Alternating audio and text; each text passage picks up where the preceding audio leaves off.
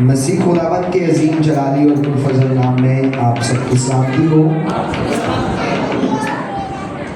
मेरे अज़ीज़ो, वाकई मेरा दिल खुदा की शुक्रगुजारी से भरा हुआ है। पीछे बैठकर जब प्रस्तुश को मैं सुन रहा था, देख रहा था कि खुदा के फजल से बहुत सारे प्रस्ताव, बहुत सारे गाने वाले खुदा के हुजूर में मौजूद थे, तो मैं इस बात के लिए खुदा की शुक्रगुजारी कर रहा था कि जब ये चर्च की बुनियाद रखी जा रही थी और उसके बाद जब हम यहाँ पे प्रस्तुश करते थे, दुआ करते थे, तो बहुत कम लोग थे। तो हम सब दुआएं करते थे कि खुदा लोगों को भेज, कलीसिया को भेज, ताकि ये खुदा का घर भर जाए। Hallelujah, hallelujah. तो खुदा का शुक्र है कि आज खुदा के फजल से हमारा चर्च दिन ब दिन तरक्की कर रहा है। हालेलुया। इसका मतलब ये है कि हमारी दुआएं खुदा के हजूर तक पहुंच रही हैं। हालेलुया। खुदा आप सबको बड़ी बरकत दे। मेरे अज़ीज़ों, भाई शाहीन के लिए, भाई औरत बल्कि साहब के लिए हम खुदा की शुक्रगुजारी करते हैं कि काफ़ी दूर से खुदा के खादम खुदा के घर में आए हैं और इन्होंने खुदा की इबादत और प्रस्तुश की है। खुदा इनको बड़ी बरकत दे। मेरे अज़ीज़ों, अभी आप सब ईस्टर गुजरा है, हम सब ने ईस्टर की बड़ी खूबसूरत इबादत अटेंड की हैं। मैं ईस्टर के हवाले से बात करना चाहता हूँ कि हमारी जो है वो दो बड़े त्यौहार आते हैं शाहीन भाई, एक क्रिसमस और दूसरा ईस्टर। क्रिसमस को हम बचपन में वड्डा दिन कहते हैं। हम क्या कहते हैं? वड्डा दिन। जब हम छोटे थे तो हम कहते थे वड्डा दिन, माँ बाप कहता था वड्डा दिन आ गया है। और जब ईस्टर आता था तो जब हम गांव में होते थे तो हम कहते थे ईद। हम सिर्फ लफ्ज़ यूज करते थे ईद का, सीधा आराम से कह देते थे ईद मुबारक, वड्डा दिन मुबारक। आज मैंने बोर्ड पे 3 नाम लिखे, बल्कि 4 नाम लिखे हुए हैं, ईद, ईस्टर, रेज़रेक्शन डे और ईदे। अब हमें थोड़ा सी मुश्किल हो जाती है जब हम किसी को मुबारकबाद देते हैं तो ये चारों लफ्ज़ जो है ना वो हमारे जहन में आते हैं। सुनो भाई, ये चारों लफ्ज़ हमारे जहन में आते हैं। कभी हम कहने लगते हैं ईद मुबारक, फिर हम कहते हैं ईस्टर मुबारक, फिर हम कहते हैं रेज़रेक्शन डे मुबारक, और फिर हम कहते हैं ईद क़यामतुल मसीह। इन चारों में क्या ख्याल है आपका कि ये चारों में सब सही है? अच्छा, खैर कोई बात नहीं। ये जो एक लफ्ज़ है ईस्टर ना, इसमें बहुत सारी तालीम मैंने भी सुनी है बहुत सारे खातमों से कि जो ईस्टर, बाकी तो सारे सही हैं, बाकी जो सारी अगर आपने किसी को मुबारकबाद देनी है तो आप रेज़रेक्शन डे भी कह सकते हैं, ईद क़यामतुल मसीह भी कह सकते हैं और ईद भी कह सकते हैं। लेकिन ईस्टर में बहुत सारी जो तालीम है वो लोग दे रहे हैं कि ये किसका नाम है? इसको एक देवी के नाम से जोड़ा गया है। किसके नाम से? देवी के नाम से। लेकिन जब मैंने इसके बारे में तालीम लेना शुरू की, पढ़ना शुरू किया, इसकी हिस्ट्री में गया, तो मुझे इसके बारे में नॉलेज ये मिला कि ये रॉन्ग बात है। इसका देवी के साथ कोई वास्ता नहीं है। नीचे मैंने एक लफ्ज़ लिखा हुआ है इस्तरात। क्या लिखा हुआ है? इस्तरात एक देवी का नाम है। ये वो देवी है जिसकी सुलेमान भी प्रस्तुत करने लग गया। अगर आप खुदा के कलाम में पढ़ना चाहें, सुनो भाई, पहला सलातीन 11वां बाब उसकी 5वीं आयत, जिसको मिले वो पढ़ने में रहनुमाई करें। पहला सलातीन 11वां बाब और उसकी 5वीं आयत में लिखा है, सुनिएगा, क्योंकि सुलेमान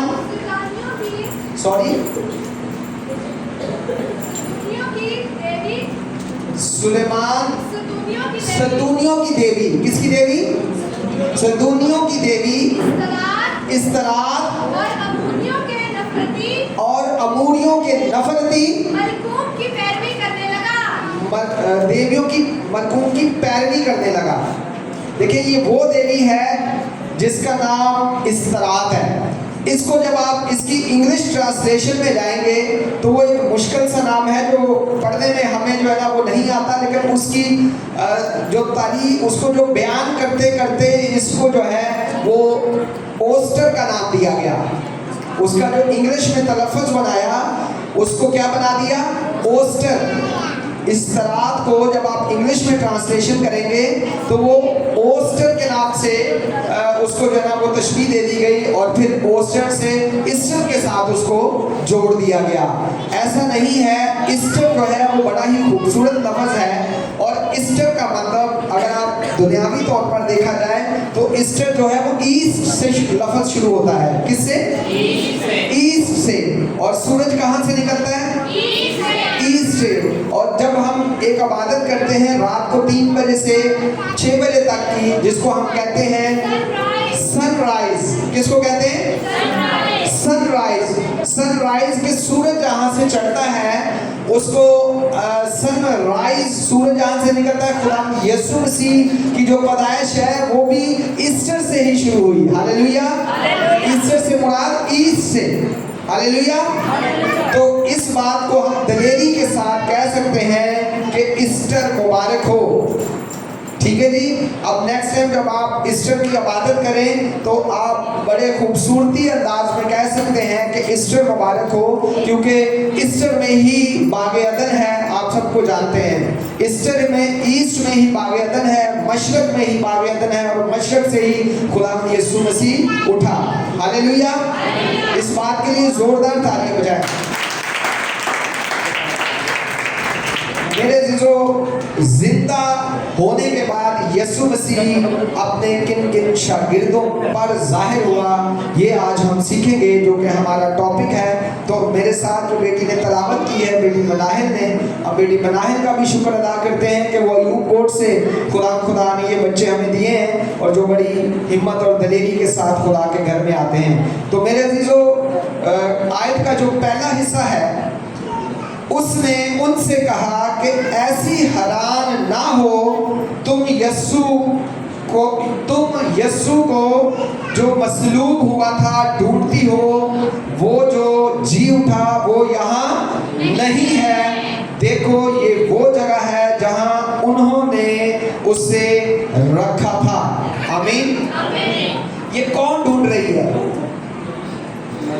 यीशु मसीह को कौन ढूंढ रही है? मरियम मगदलीनी। हमारे सीनियर पास्टर अर्शद साहब ने भी पीछे मैसेजेस दिए थे खवातीन के लिए कि खवातीन को खुदा ने बड़ी बरकत दी है कि खवातीन ने सबसे पहले खुशबू लगाने के लिए कब्र पर यीशु मसीह की कब्र पर गई। तो खुदा का शुक्र है खवातीन के लिए कि बड़ी दलेरी के साथ। तो आज हम इस दलेरी को सीखेंगे।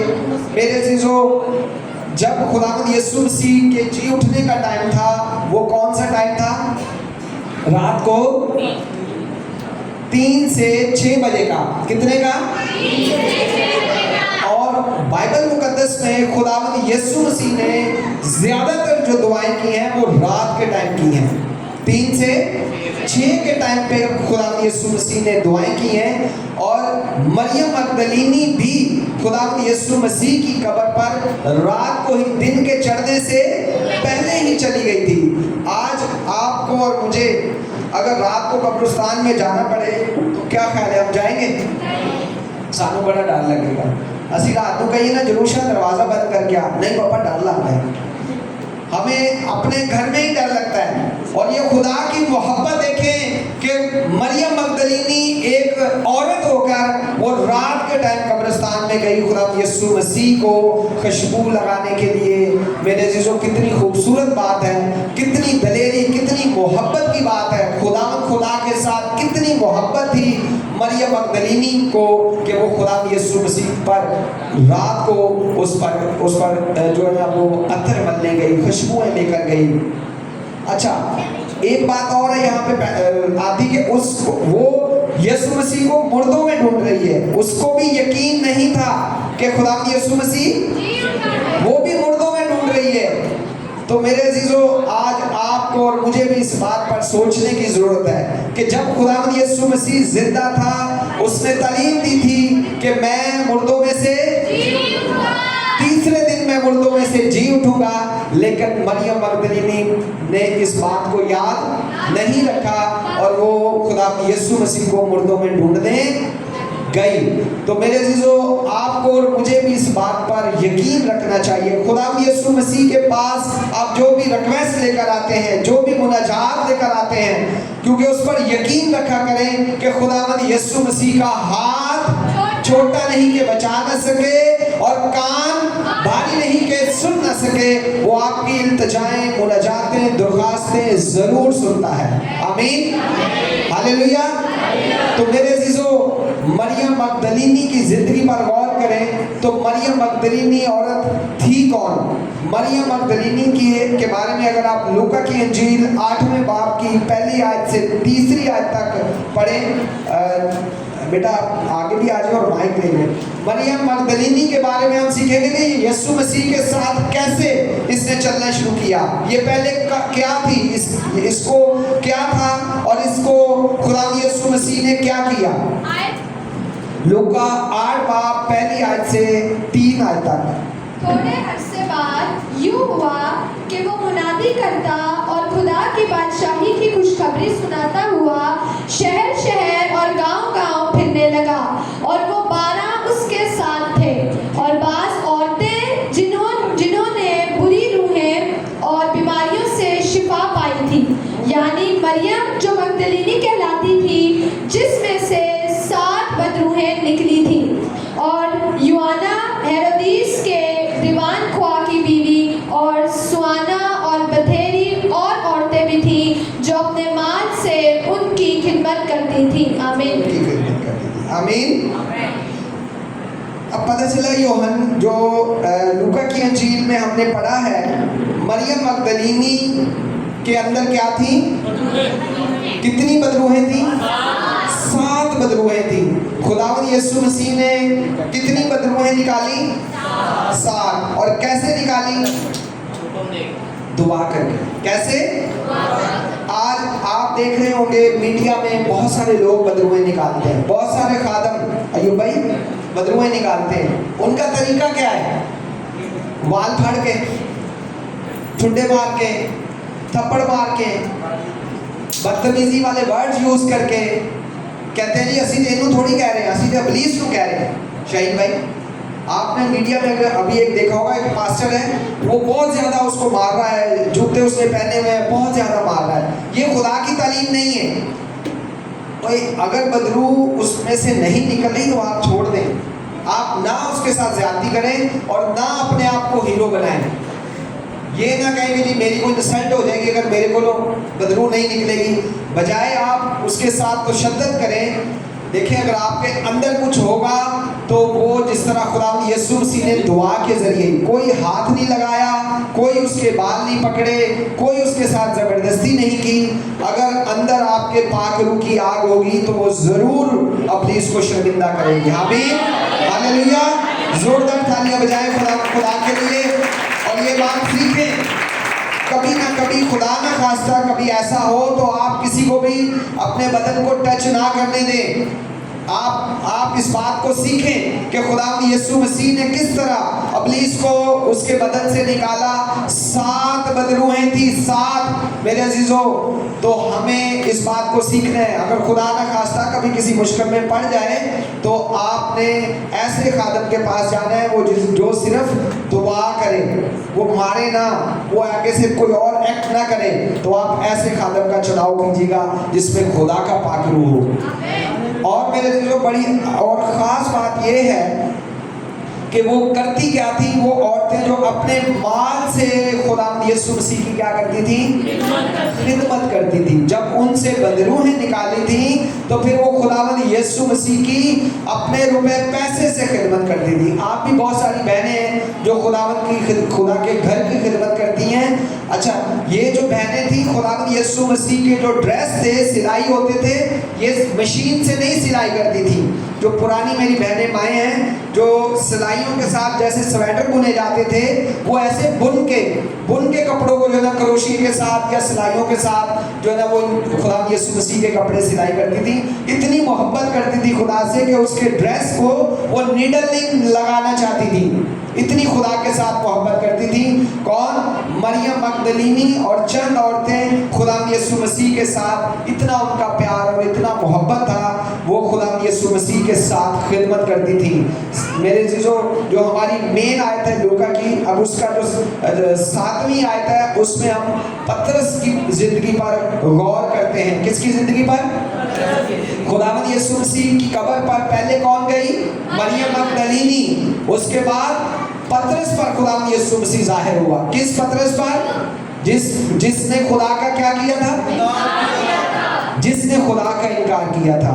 मेरे अजीजों, इस बात को हम सीखेंगे कि पतरस को खुदा यीशु मसीह ने कहां से उठाया था और कहां से उसने खिदमत में साथ मिलाया था। लूका 5 बाब और पहली आयत,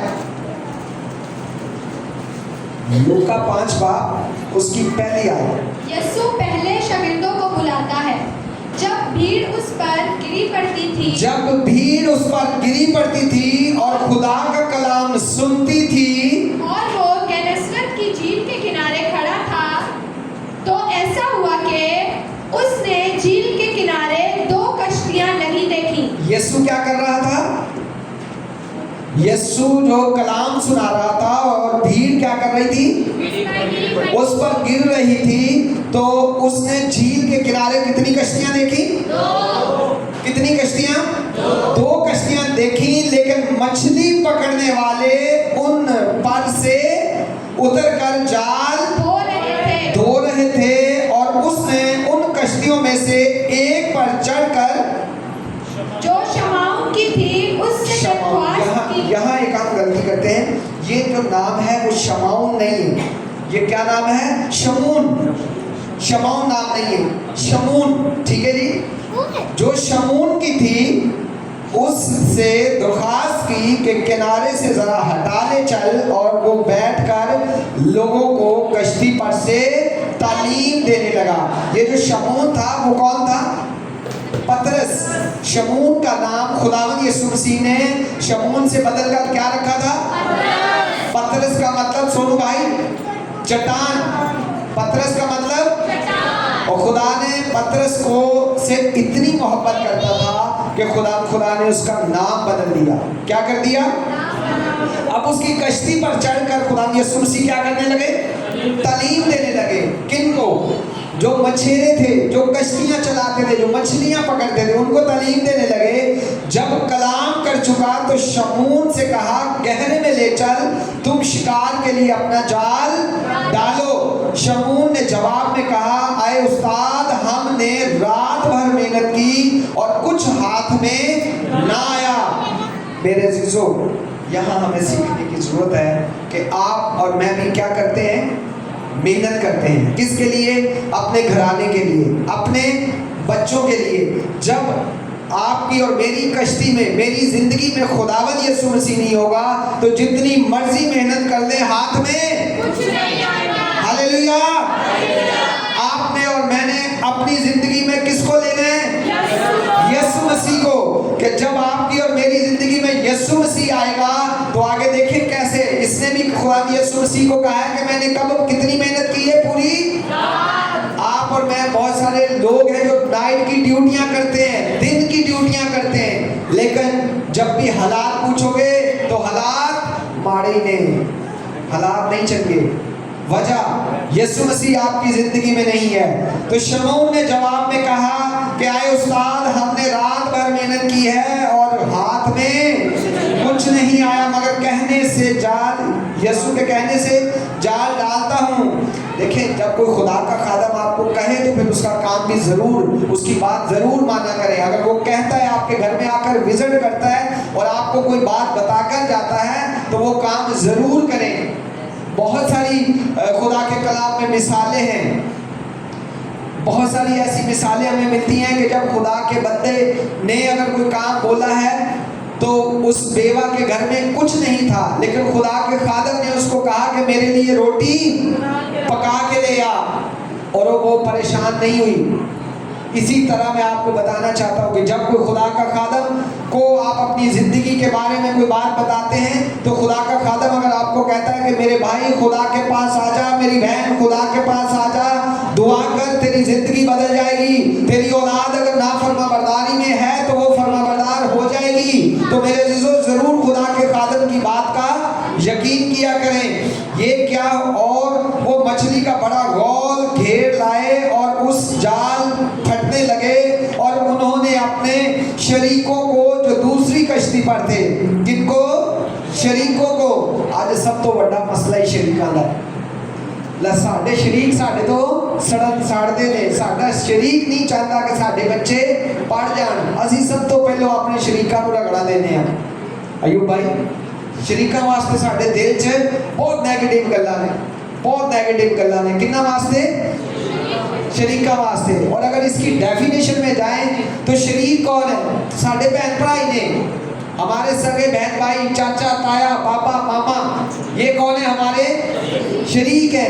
और पतरस जो है वो अपने शरीकों को बुला रहा है और असी कहते हैं यार शरीका ना पता लगे, असी नवी मोटरसाइकिल लईए तो शरीका ना पता लगे, असा कोई शह लै लीए, असा घर बना लगे हैं, साडी कमेटी खुल गई है अरुण भाई, ते शरीका ना पता लगे, शरीका ना दस्यो जे, वो साडा काम हुंदा भी नहीं जे हो जाना, नहीं जे हो जाना। लेकिन देखें खुदा के कलाम में लिखा, उन्होंने अपने शरीकों को जो दूसरी कश्ती पर थे इशारा किया कि आओ हमारी, हालेलुया। आज तो बात तुसी भी अपने शरीकां नूं आवाज देनी है। कदी को मुश्किल आ जाए तो अपने शरीकां नूं दसना है कि साडा मुंडा खराब हो गया है, साडे बच्चे नहीं गल मानते, अपने शरीकां नूं दसना है कि साडी की करो, मदद करो, हालेलुया। तो शरीक जो है वो आए, कश्ती से इशारा ही किया है, उन्होंने जाके सलाम ही निकलाया, उन्होंने सिर्फ इशारा किया है हम आओ हमारी मदद करें। बस उन्होंने आकर दोनों कश्तियां जहां तक भर दी कि डूबने लगी, मछलियां इतनी आ गई कि कश्तियां, आवाज दे, मछलियां इतनी भर गई कि कश्तियां।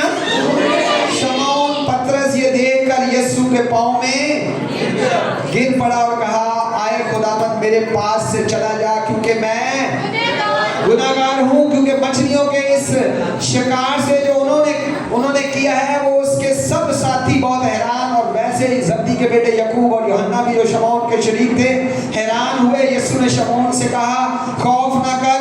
अब बड़ी जबरदस्त आयत आने लगी है। कौन सी आयत आने वाली है? बड़ी जबरदस्त आयत आने वाली है। शमौन से कहा खौफ ना कर, अब से तू आदमियों का शिकार करेगा। Hallelujah, hallelujah. पतरस पहले किनका शिकार करता था?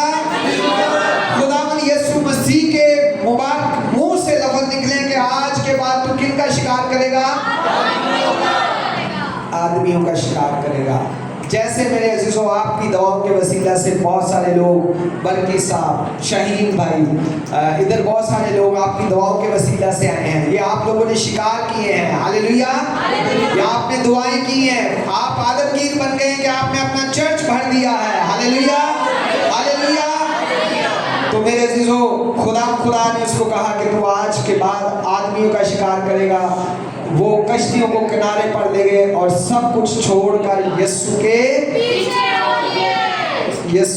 हो गए। मेरे अजीजों अगर आज भी आपकी मेरी जिंदगी में कोई गुनाह बदी है तो उसको छोड़कर किसके पीछे हो जाए? यीशु के पीछे हो जाए। तो मेरे अजीजों फिर देखें आपकी जो घर है, आपकी जो जेब है, आपके जो रखने दान है, वो सब यीशु भर देगा जब आप यीशु के पास आ जाएंगे, हालेलुया।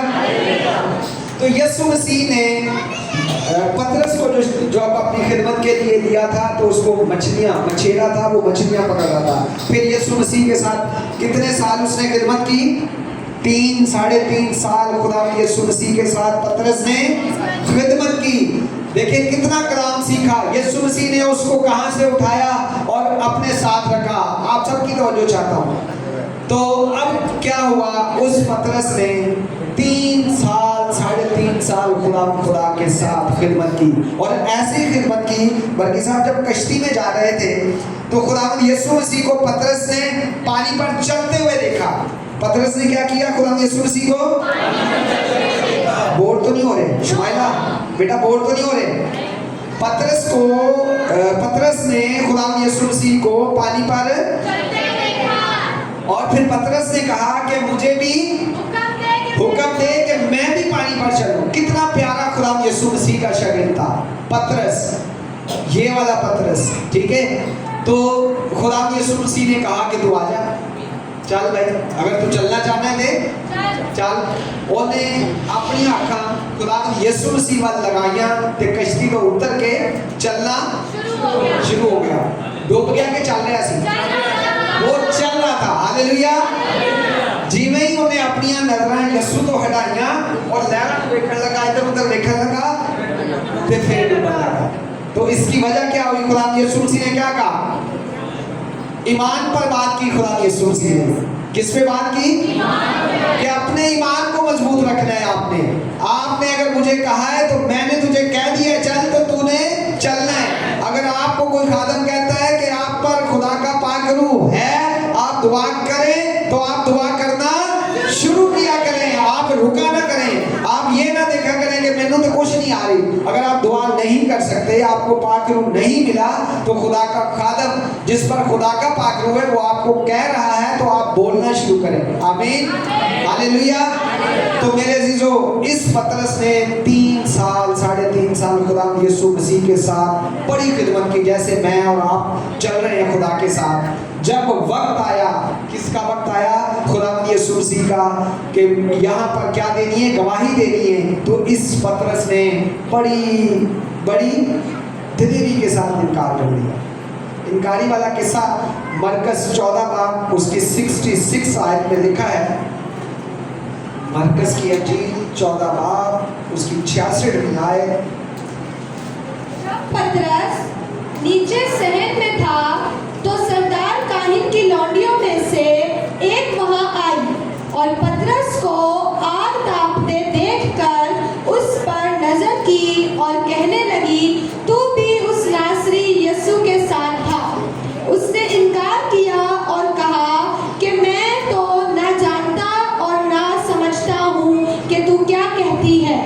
फिर वो बाहर ड्योढ़ी में गया और मुर्ग ने बांग दी।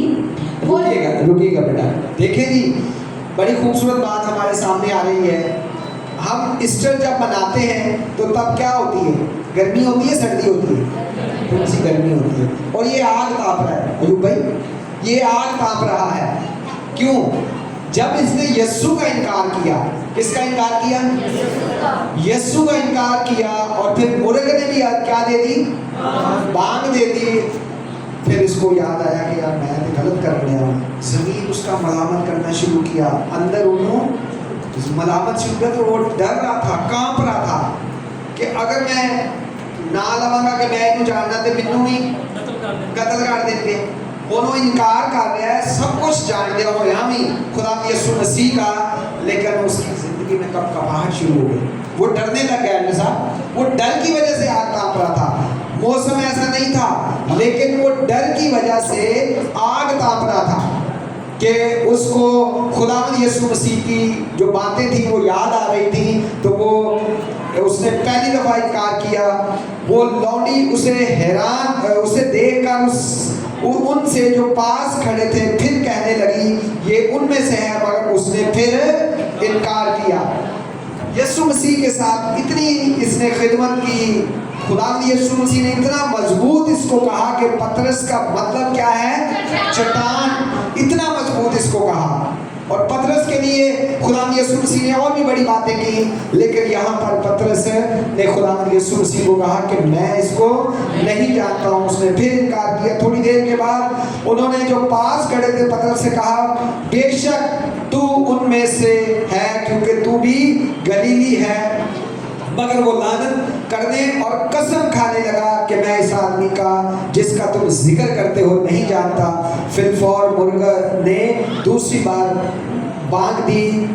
पतरस को वो बात जो यीशु ने उससे कही थी याद आ गई। मुर्ग के दोबारा बांग देने से पहले तो 3 बार मेरा इनकार करेगा। उस बात पर गौर करके वो क्या करने लगा? रो पड़ा। मेरे अजीजों, आज अगर आपने भी अपनी ज़िंदगी में कहीं यीशु मसीह का इनकार किया है तो ज़रूर आप आज माफ़ी मांगे खुदा से। स्कूल में, कॉलेज में, यूनिवर्सिटी में कहीं आपने भी यीशु का इनकार किया है तो अपनी ज़िंदगी से खुदा का इनकार किया है तो माफ़ी मांगे खुदा से। मेरे अजीज़ों, जब आप माफ़ी मांगेंगे तो मेरे अजीज़ों खुदा आपको माफ़ कर देगा। इस बात को मैं आगे बयान करूँगा अभी कि उसने माफ़ी मांगी और खुदा ने उसकी माफ़ी को कबूल कर दिया। खुदावंद ने उसकी माफ़ी को, शहीद भाई, उसकी माफ़ी को, हालांकि खुदा ने यीशु मसीह को पकड़वा दिया, उसने माफ़ी। इधर ही यहूदा अक्सरयुती का हम अगर थोड़ा सा जिक्र करते हैं। यहूदा अक्सरयुती ने जब खुदा ने यीशु मसीह को पकड़वा दिया तो उसने क्या किया? जज्बाती हो गया। क्या हो गया वो? कौन? यहूदा अक्सरयुती। और उसने क्या किया? जो खुदा का कलाम पढ़ने वाले हैं सोनू भाई, उसने अपने आप को खुद ही, उसने माफ़ी नहीं मांगी। ओ भाई गलती हो गई, कोई बात नहीं, तो खुदा को माफ़ी मांग, खुदा माफ़ करने वाला है।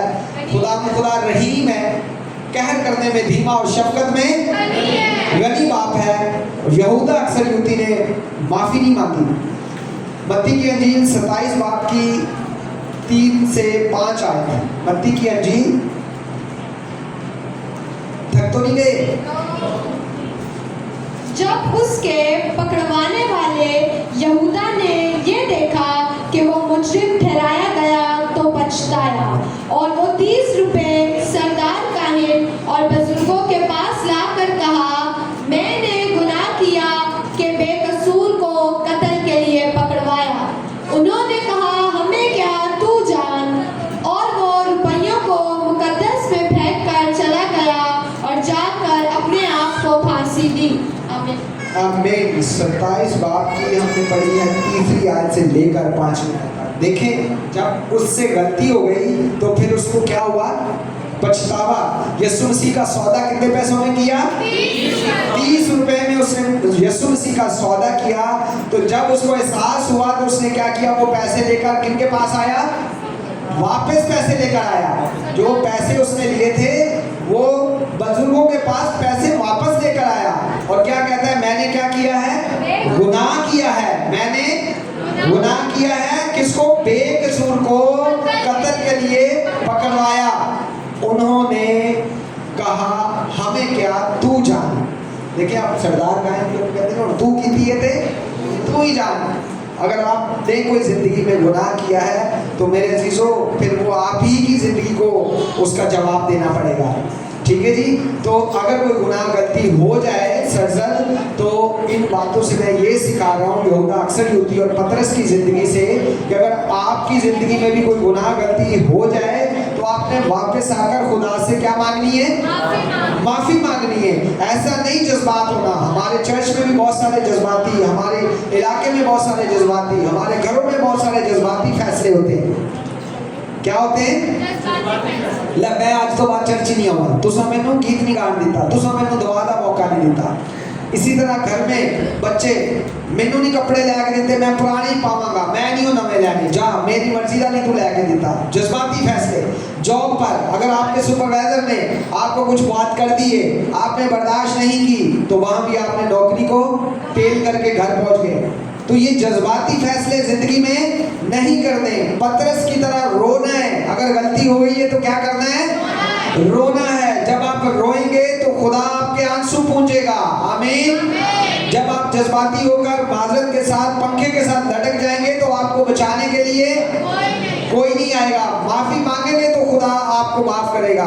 तो मेरे अजीजों, अब आखिरी बात मैं आपको बताना चाह रहा हूँ इस पतरस के बारे में, खुदा के बंदा के बारे में। पतरस ने बड़ी सारी खिदमत की और आखिर में आकर खुदा यीशु मसीह का क्या कर दिया? इनकार कर दिया। और मेरे अजीजों, उसने जो है वो खुदा की को एक बुरे काम में फंसा दिया। किसने? पतरस ने। तो अब पतरस के इनकार के बाद मेरे अजीजों, जब खुदा यीशु मसीह सलीब पर चले गए और कब्र में चले गए, तो फिर पतरस ने दोबारा क्या किया? पतरस ने दोबारा क्या किया? पतरस दोबारा वही काम, अयूब भाई, दोबारा पतरस ने वही काम शुरू कर दिए। दोबारा वो मछलियां पकड़ने के लिए चला गया। आइए यूहन्ना 21 बाब की पहली आयत हम पढ़ेंगे, पहली आयत से यूहन्ना की इंजील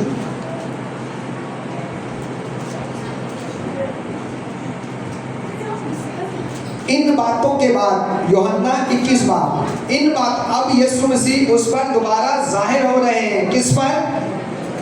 जवाब दीजिएगा। पतरस पर खुदावंद यीशु मसीह मरने के बाद, जी उठने के बाद किस पर जाहिर हो रहे हैं? और पतरस ने किया क्या? यीशु का इनकार कर दिया ना। यीशु का इनकार कर दिया। किसने? पतरस ने। अब खुदावंद यीशु मसीह की मोहब्बत देखें कि दोबारा किसके ऊपर जाहिर हो रहे हैं। और पतरस कर क्या रहा है?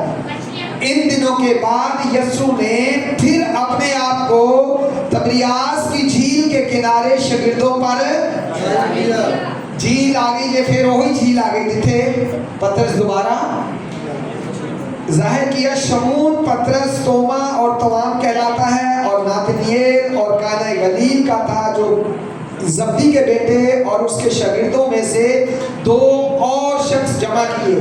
और 6 इसकी जो तफसीर में जाते हैं तो पतरस ने 6 लोगों को और को जमा किया और कहा कि कहाँ चले?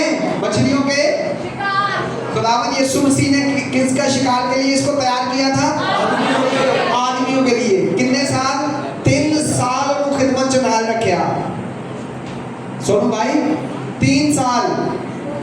हारून भाई कितने साल? 3 साल खुदावंद यीशु मसीह के साथ रहा। यीशु के साथ उसने बहुत सारे मौजज़े देखे, यीशु के साथ उसने बहुत सारी तालीम पाई।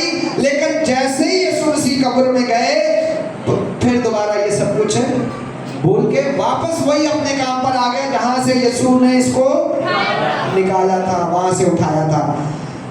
उन्होंने उससे कहा कि हम भी तेरे साथ चलते हैं। वो निकल कर कश्ती पर सवार हुए, मगर उस रात कुछ ना पकड़ा, फिर खाली हो गया।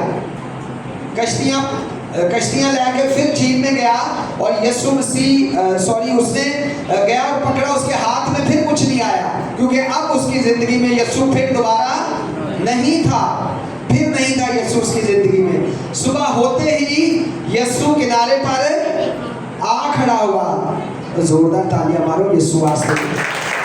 यीशु दोबारा पतरस पर, उसी झील पर, उसी किनारे पर यीशु फिर खड़ा होकर नजर आया उसको, मगर शागिर्दों ने उसे ना पहचाना कि यीशु है। शागिर्दों ने उसे ना पहचाना कि यीशु। मेरे अजीजों, बड़े अफसोस और बड़े दुख के साथ मुझे कहना पड़ता है, आज हम भी यीशु मसीह को भूल गए। आज हम भी माँ खिदमत, बाप खिदमत अरसे से, लेकर औलाद नाफरमान। यीशु भूल जाता है, यीशु को भूल गए। घर में खुदा का कलाम चैनल लगाया हुआ है, आइजक टीवी, हर वक्त आइजक टीवी चैनल चलता रहता है, दुआएं चलती रहती हैं घरों में, लेकिन बच्चे नाफरमान। वजह मेरे अजीजों, नंबर 1 दुआ नहीं है, नंबर 1 आप खुदा से दूर हो गए हैं। इसने भी, पतरस ने भी खुदा के साथ खिदमत की। मेरे अजीजों, कितने मौजज़े देखे, 2 मछलियों के साथ, 5 रोटियों के साथ कितने लोगों को खाना खिलाते इसने यीशु मसीह को देखा। मुर्दों को जिंदा करते हुए पतरस ने यीशु मसीह को देखा, लेकिन आज फिर उसकी जिंदगी में यीशु नहीं था। बस यीशु ने उससे कहा, उन्होंने ना पहचाना। बस यीशु ने उनसे कहा, बच्चों तुम्हारे पास कुछ खाने को है? तो उन्होंने जवाब दिया कि नहीं। उसने उनसे कहा, कश्ती की दाहिनी तरफ जाल डालो तो पकड़ोगे। बस उन्होंने डाला और मछलियों की कसरत से फिर खींच ना सके। 7वीं आते, इसलिए उस शागिर्द ने जिससे यीशु मोहब्बत रखता था, किस शागिर्द से? यीशु इससे क्या रखता था? पतरस ने यीशु के साथ क्या किया था? इनकार कर दिया था। ये रखता था। पतरस से कहा कि ये तो खुदावन ही है। बस शमौन पतरस ने ये सुनकर खुदावन है कुर्ता कमर से बांधा, क्योंकि नंगा था, और झील में कूद पड़ा। और बाकी शागिर्द छोटी कश्ती पर सवार मछलियों का जाल खींचते हुए आए, क्योंकि वो किनारे से कुछ दूर न थे, बल्कि तखमीना 200 हाथ का फासला था। जिस वक्त किनारे पर उतरे तो उन्होंने कोयलों की आग और उस पर मछली रखी हुई और रोटी देखी। यीशु ने उनसे कहा, जो मछली तुमने अभी पकड़ी है उनमें से कुछ लाओ। शमौन पतरस ने चढ़कर 153 मछलियों से भरा हुआ जाल किनारे पर खींचा। पतरस ने कितनी मछलियों से भरा हुआ जाल? 153। साहब पहले कोई मछली नहीं आ रही थी। जिमें ही यीशु कश्ती च बैठा, जिमें ही यीशु ने उन्हें हुक्म देता कि तू कश्ती च इस तरफ उन्हें बाएं हाथ की तरफ लेकर चल, तो 153 बड़ी मछलियां, छोटियां तो शुमार ही नहीं है, बड़ी मछलियां आ गई। भरा हुआ जाल किनारे पर खींचा, मगर वो बावजूद मछलियों की कसरत के जाल ना फटा। यीशु ने उनसे कहा, आओ खाना खा लो। और शागिर्दों में से किसी को जुर्रत ना हुई कि उससे पूछता कि तू कौन है। जो दूसरे शागिर्द थे उनकी जुर्रत ना हुई कि हम इससे पूछे तो सही कि ये बंदा कौन है जो कश्ती में सवार होकर जिसने हमें कहा और हमारी मछलियां आ गई, क्योंकि वो जानते थे कि खुदावन ही है। यीशु आया और रोटी दी और उन्हें दी। इसी तरह मछलियों को भी, इसी तरह मछली भी दी, रोटी भी दी के नाल मछली भी दी थी। यीशु मुर्दों में से जी उठने के बाद ये तीसरी बार शागिर्दों पर जाहिर हुआ। हालेलुया। मेरे अजीजों, कितनी अजीब बात है, कितनी नॉलेजेबल बात है कि खुदा यीशु मसीह कैसा रहीम बाप है और कैसा खुदा यीशु मसीह रहम करने वाला बाप है कि एक शख्स की वजह से जिसने गवाही भी नहीं दी यीशु की, जिसने यीशु के बारे में कहा कि मैं नहीं जानता, इवन के कसम भी खा ली, और जब यीशु मसीह कब्र से वापस आए और फिर दोबारा उसने पतरस पर ही अपना आप को जाहिर किया। आज मेरे और आपके लिए ये सबक है कि अगर आपसे कोई गलती होती है तो आप खुदा से माफ़ी मांगकर खुदा के दीदार को हासिल कर सकते हैं। जज्बात पन में नहीं आना। जज्बाती हो गए तो यहूदा अक्सर यहूदी की तरह शायद मेरे नाकस की वजह से अगर वो भी माफ़ी मांगता तो खुदा ज़रूर उसको भी बख्श देता, लेकिन वो जज्बाती होकर उसको बड़ा दुख लगा कि मैंने खुदा का इनकार किया है, तो उसने अपने आप को फांसी देकर वो इस दुनिया से चला गया। मेरे अज़ीज़ों, मैं आपको बताना चाहता हूँ इस मैसेज के वसीला से कि दो बातें जो आपको बताई मैंने कि आपने अपनी ज़िंदगी में खुदा को अव्वल दर्जा देना है, खुदा को भूलना नहीं है। अगर कहीं ना कहीं अगर आपसे गलती हो जाती है तो आप ज़रूर माफ़ी मांगे और खुदा की कुर्बत को हासिल करें। इस मैसेज के वसीला से मुझे और आपको खुदा बरकत दे। आमीन।